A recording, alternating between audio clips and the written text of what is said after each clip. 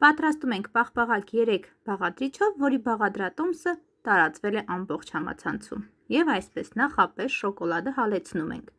Բոլոր բաղադրիչների քանակները կգրեմ նկարագրության մեջ։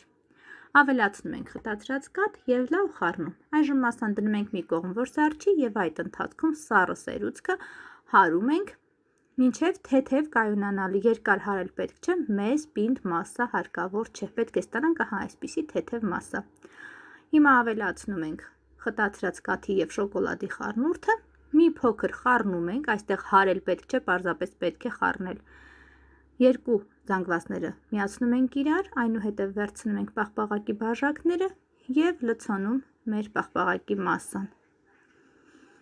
Տեղափոխում ենք սառցե խցիկ, թողնում ենք մի քանի ժամ կայունանան, որից հետո կարող ենք մատուցել տնական, բնական բաղադրիչներով առանց ավելորդ հավելումների համեղ պաղպաղակը։